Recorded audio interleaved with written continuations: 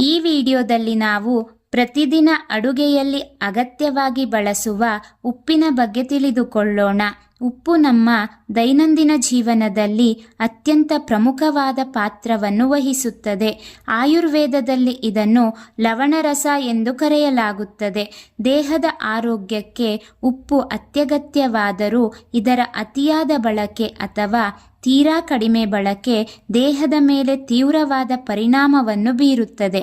ಉಪ್ಪಿನ ಪ್ರಮುಖ ಲಕ್ಷಣಗಳನ್ನು ತಿಳಿಯೋಣ. ಉಪ್ಪು ಒಂದು ಸಾಮಾನ್ಯ ಖಾದ್ಯವಾಗಿದೆ. ಉಪ್ಪು ಮುಖ್ಯವಾಗಿ ಸೋಡಿಯಂ ಮತ್ತು ಕ್ಲೋರೈಡ್ ಅಂಶಗಳ ರಾಸಾಯನಿಕ ಸಂಯೋಜನೆಯನ್ನು ಒಳಗೊಂಡಿರುತ್ತದೆ. ಇದು ಸಾಮಾನ್ಯವಾಗಿ ಬಿಳಿ, ತೆಳು ಗುಲಾಬಿ ಅಥವಾ ಕಪ್ಪು ಬಣ್ಣದ ಹರಳುಗಳ ರೂಪದಲ್ಲಿ ಸಿಗುತ್ತದೆ. ಉಪ್ಪು ನೀರಿನಲ್ಲಿ ಸುಲಭವಾಗಿ ಕರಗುತ್ತದೆ ಮತ್ತು ಗಾಳಿಯಲ್ಲಿರುವ ತೇವಾಂಶವನ್ನು ಬೇಗನೆ ಹೀರಿಕೊಳ್ಳುತ್ತದೆ. ದ್ರವ್ಯತೆ ಮತ್ತು ತೇವಾಂಶ ಹೀರುವ ಗುಣ ಉಪ್ಪಿನಲ್ಲಿದೆ. ಇದು ಆಹಾರದ ರುಚಿಯನ್ನು ಹೆಚ್ಚಿಸುವುದರ ಜೊತೆಗೆ ಇದು ದೇಹದಲ್ಲಿ ಲವಣಾಂಶ ಮತ್ತು ನೀರಿನ ಪ್ರಮಾಣವನ್ನು ಸಮತೋಲನದಲ್ಲಿಡಲು ಸಹಾಯ ಮಾಡುತ್ತದೆ. ಉಪ್ಪಿನ ವಿಧಗಳನ್ನು ನೋಡೋಣ. ಮಾರುಕಟ್ಟೆಯಲ್ಲಿ ಮತ್ತು ಪ್ರಕೃತಿಯಲ್ಲಿ ವಿವಿಧ ಬಗೆಯ ಉಪ್ಪುಗಳು ಲಭ್ಯವಿದೆ. ಮೊದಲನೆಯದಾಗಿ ಟೇಬಲ್ ಸಾಲ್ಟ್. ಇದು ನಮ್ಮ ಮನೆಗಳಲ್ಲಿ ಪ್ರತಿದಿನ ಬಳಸುವ ಸಾಮಾನ್ಯ ಪುಡಿ ಉಪ್ಪು. ಇದನ್ನು ಹೆಚ್ಚು ಶುದ್ಧೀಕರಿಸಲಾಗುತ್ತದೆ ಮತ್ತು ಥೈರಾಯ್ಡ್ ಆರೋಗ್ಯಕ್ಕಾಗಿ ಇದಕ್ಕೆ ಅಯೋಡಿನ್ ಅಂಶವನ್ನು ಸೇರಿಸಲಾಗುತ್ತದೆ. ಎರಡನೆಯದಾಗಿ ಕಲ್ಲುಪ್ಪು ಅಥವಾ ಸಮುದ್ರದ ಉಪ್ಪು. ಸಮುದ್ರದ ನೀರನ್ನು ಆವಿಯಾಗಿಸಿ ಇದನ್ನು ತಯಾರಿಸಲಾಗುತ್ತದೆ. ಇದು ಹೆಚ್ಚು ಸಂಸ್ಕರಣೆಗೆ ಒಳಗಾಗದ ಕಾರಣ ಮ್ಯಾಗ್ನೀಷಿಯಂ ಮತ್ತು ಕ್ಯಾಲ್ಸಿಯಂನಂತಹ ನೈಸರ್ಗಿಕ ಖನಿಜಗಳನ್ನು ಹೊಂದಿರುತ್ತದೆ. ಮೂರನೆಯದಾಗಿ ಹಿಮಾಲಯನ್ ಪಿಂಕ್ ಸಾಲ್ಟ್.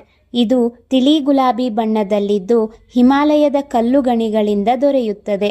ಇದರಲ್ಲಿ ನೈಸರ್ಗಿಕವಾಗಿ ಕಬ್ಬಿಣದ ಅಂಶ ಮತ್ತು ಇತರೆ ಖನಿಜಗಳು ಸಮೃದ್ಧವಾಗಿರುತ್ತವೆ. ನಾಲ್ಕನೆಯದಾಗಿ ಕಪ್ಪು ಉಪ್ಪು ಅಥವಾ ಬ್ಲ್ಯಾಕ್ ಸಾಲ್ಟ್. ಸೈಂಧವ ಲವಣ ಎಂದು ಕರೆಯಲ್ಪಡುವ ಈ ಉಪ್ಪು ಆಯುರ್ವೇದದಲ್ಲಿ ಇದಕ್ಕೆ ಹೆಚ್ಚಿನ ಪ್ರಾಮುಖ್ಯತೆ ಇದೆ. ಇದು ಜೀರ್ಣಕ್ರಿಯೆಗೆ ತುಂಬ ಒಳ್ಳೆಯದು ಮತ್ತು ಗ್ಯಾಸ್ಟ್ರಿಕ್ ಸಮಸ್ಯೆಗಳನ್ನು ಕಡಿಮೆ ಮಾಡುತ್ತದೆ.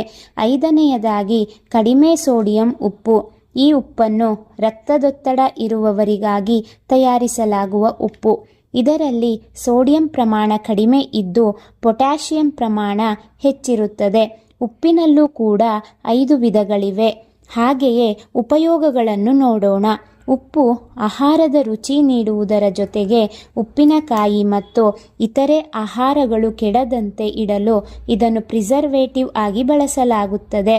ದೇಹದಲ್ಲಿ ನರಗಳ ಸಂದೇಶ ರವಾನೆಗೆ ಮತ್ತು ಸ್ನಾಯುಗಳ ಸಂಕೋಚನ ವಿಕಸನಕ್ಕೆ ಸೋಡಿಯಂ ಅತ್ಯಗತ್ಯ.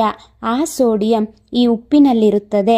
ಹಾಗಾಗಿ ನರ ಮತ್ತು ಸ್ನಾಯುಗಳ ಕಾರ್ಯಕ್ಷಮತೆಯನ್ನು ಸುಧಾರಿಸುತ್ತದೆ. ದೇಹದಲ್ಲಿ ರಕ್ತದೊತ್ತಡ ಮತ್ತು ರಕ್ತದ ಪ್ರಮಾಣವನ್ನು ಸೂಕ್ತ ಮಟ್ಟದಲ್ಲಿಡಲು ಉಪ್ಪು ನೆರವಾಗುತ್ತದೆ. ಕಪ್ಪು ಉಪ್ಪು ಮತ್ತು ಕಲ್ಲುಪ್ಪು ಹೊಟ್ಟೆ ಉಬ್ಬರ, ಮಲಬದ್ಧತೆ ಮತ್ತು ಅಸಿಡಿಟಿ ಸಮಸ್ಯೆಯನ್ನು ನಿವಾರಿಸಲು ಸಹಾಯ ಮಾಡುತ್ತದೆ. ಹಾಗಾಗಿ ಜೀರ್ಣಕ್ರಿಯೆಗೆ ಸಹಾಯಕಾರಿ. ಅತಿಯಾದ ಬೇಸಿಗೆಯಲ್ಲಿ ಅಥವಾ ವಾಂತಿ ಭೇದಿಯಾದಾಗ ದೇಹದಲ್ಲಿ ನೀರಿನಂಶ ಕಡಿಮೆಯಾಗದಂತೆ ತಡೆಯಲು ಉಪ್ಪು ಮತ್ತು ಸಕ್ಕರೆ ಮಿಶ್ರಿತ ನೀರನ್ನು ಬಳಸಲಾಗುತ್ತದೆ. ಇದಿಷ್ಟು ಉಪ್ಪಿನಿಂದಾಗುವ ಉಪಯೋಗಗಳಾದರೆ, ಇನ್ನು ಇದರ ಅತಿಯಾದ ಬಳಕೆಯಿಂದ ಉಂಟಾಗುವ ಅಡ್ಡ ಪರಿಣಾಮಗಳನ್ನು ತಿಳಿಯೋಣ.